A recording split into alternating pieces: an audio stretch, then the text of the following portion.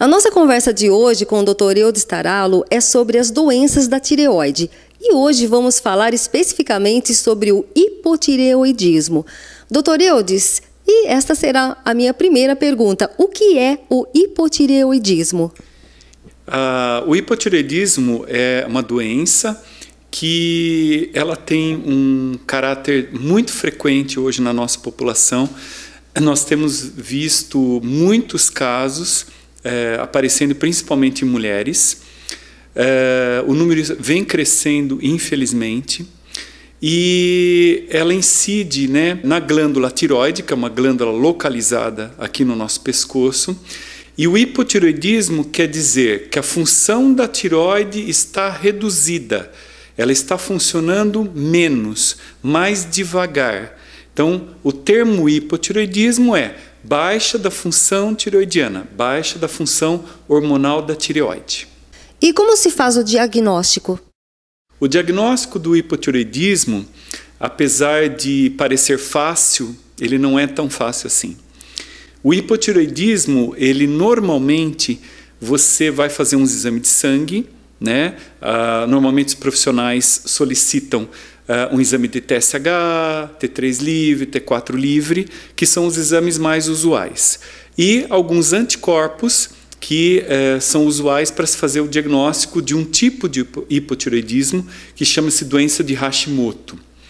Agora, a literatura também fala de outras formas de se fazer diagnóstico, como, por exemplo, a temperatura basal matinal, onde você mede a sua temperatura pela manhã, existe uma técnica para fazer isso, e você vê se os seus níveis de temperatura estão abaixo de 36,5.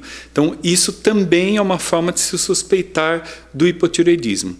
Agora, os sintomas que a pessoa relata para você, como canseira, indisposição, queda de cabelos, quebrando unha, alterações de humor, também é levado em conta para fazer o diagnóstico do hipotireoidismo. Então, nós percebemos que é uma doença com muitas vertentes e com muitos detalhes que precisam ser analisados, porque muitas vezes a pessoa chega para você, ela tem todos esses sintomas, ela tem toda essa característica, mas às vezes tem o exame que não bate, não é compatível e acaba se não fazendo esse diagnóstico. Então precisamos tomar muito cuidado, porque é um diagnóstico às vezes difícil de ser feito. A gente pode inclusive solicitar ultrassom da tireoide e outros exames mais, mas veja, apenas um exame comum às vezes não é suficiente. E quais são os fatores que influenciam no funcionamento da tireoide? Existem muitos fatores. Então hoje, o estresse, por exemplo, ele é um fator extremamente importante de ser levado em conta. Nós temos hoje intoxicações por metais pesados, nós temos hoje agrotóxicos, nós temos substâncias do meio ambiente, nós temos substâncias que a gente usa em produtos de beleza, em produtos dentifrícios. Então, existe uma série de produtos que podem atrapalhar a função da tireoide. Hormônios, a mulher às vezes toma pílulas anticoncepcionais, ela usa estrógenos ou progesterona ou associação dos dois. Existem bactérias que atrapalham a função da tireoide, por exemplo, o vírus Epstein-Barr, o vírus Yersinia, Borrelia, também podem atrapalhar a função da tireoide. O mau funcionamento intestinal, que pode ser em decorrência das intolerâncias alimentares. Às vezes a pessoa não sabe que ela tem uma intolerância alimentar e isso pode gerar uma função alterada da parte imunológica e afetar a sua tireoide também. Então veja, é muito complexo, você tem vários itens que influenciam. Então a tireoide, para ter um bom funcionamento, você precisa ter uma série de elementos que estão em ordem no seu corpo. Você não basta apenas dar um medicamento, hoje em dia a gente usa mais a levotiroxina, que tem várias marcas no mercado, mas às vezes não basta você apenas tomar a levotiroxina. Você tem que usar mais medidas, você tem que suplementar, por exemplo, com selênio, com zinco, magnésio, para você conseguir fazer a função da tireoide processar melhor. Bem, então como o senhor acabou de falar, sabemos que o tratamento não é feito usando somente a levotiroxina, né? Então o que mais podemos fazer? A levotiroxina é o tratamento mais usual para o tratamento da tireoide. Ele é um tratamento bastante eficaz e muito recomendado. Mas além do uso da levotiroxina, nós temos que mudar o padrão alimentar desse paciente. Existem alimentos que são extremamente deletérios para a função da tireoide e para o intestino, consequentemente. Você tem hoje que identificar no cliente que te procura quais são as intolerâncias alimentares, quais são os alimentos que não fazem bem para ele. Por quê? Porque isso vai afetar o intestino desse paciente, gerando processos inflamatórios e gerando alterações imunológicas. Se você vai lá e corrige e retira esses alimentos, você consegue melhorar essas reações inflamatórias. Então, você consegue melhorar a tireoide. Se você conhecer bem os hormônios desse paciente, desse cliente que vai te procurar, você vai conseguir estabilizar esses hormônios. Por exemplo, existem mulheres que se afetam muito com o uso de pílulas anticoncepcionais, piorando muito os quadros, não só relacionados a doenças cardiovasculares, como a própria tireoide. Você vai também repor coisas para esse paciente. Como eu falei anteriormente, existem minerais, existem vitaminas que são fundamentais para a conversão do hormônio da tireoide, ou seja, a conversão do hormônio levotiroxina, que nós chamamos de T4, para o hormônio ativo que funciona na tireoide, que chama-se T3, é a triiodotironina.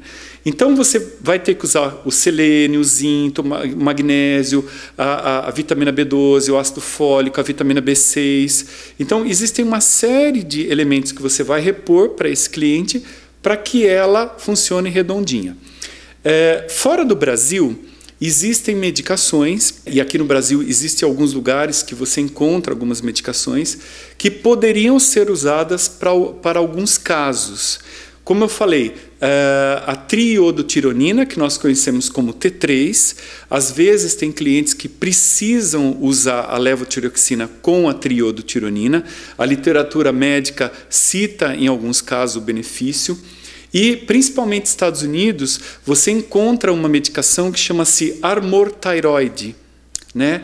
Que é um tipo de tireoide que vem de um animal. Tá? Ela é purificada, ela é tratada em laboratório e você utiliza para o tratamento desses pacientes. Não são todos os pacientes que podem utilizar o Armour Thyroid, mas aqueles que têm indicação e podem se beneficiar realmente se sentem muito bem, porque o Armour Thyroid ele tem 4 itens na sua composição. Ele tem o T4, que é a levotiroxina, ele tem o T3, que é a triiodotironina, ele tem o T2 e o T1. Então, na teoria, ele é um medicamento, no caso, mais completo. Então, ele poderia ser usado. E alguns pacientes, eles precisam tratar conjuntamente a glândula suprarrenal, que ela pode se afetar quando a pessoa tem um hipotireoidismo. Então, a literatura internacional tem vários casos, né, que você trata em conjunto a tireoide e dando o fortalecimento da glândula suprarrenal. Então, é um tratamento mais complexo, então realmente você vai ter que ir mais a fundo nesse cliente, você vai ter que eliminar bactérias, você vai ter que sanar intestino, você vai ter que acertar a medicação, acertar a alimentação. Então, você vê, é um trabalhão, né? Então, apenas o uso da levotiroxina talvez seja pouco para alguns pacientes. Então, hoje você tem outras formas de poder trabalhar com isso. E onde obter mais informações? Hoje você tem, o Brasil você tem as sociedades, né, de classe, né, a Sociedade de Endocrinologia, as sociedades médicas têm algumas informações.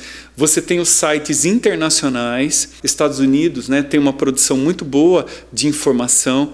Então você tem os sites de tireoide, né? Qualquer busca que você fizer na internet com sites relacionados à tireoide, você vai encontrar muita informação. Até no Facebook existem comunidades, se você escrever thyroid, né, em inglês, você vai encontrar comunidades discutindo a questão da tireoide e muito do que eu falei aqui nessa entrevista.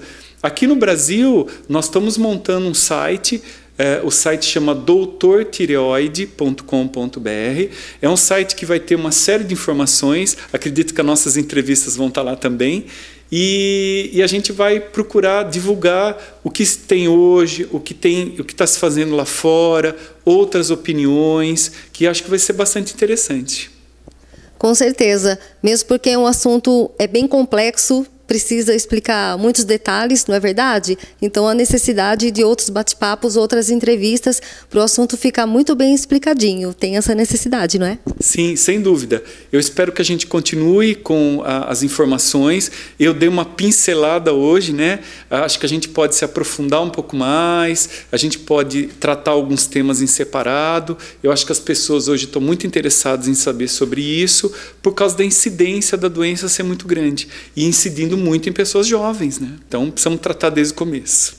Com certeza. Então, agradeço esse nosso primeiro bate-papo e vocês podem ficar ligados, então, porque virão muitas outras entrevistas relacionadas a este assunto para você tirar todas as suas dúvidas. Fiquem ligados, vem muito mais por aí.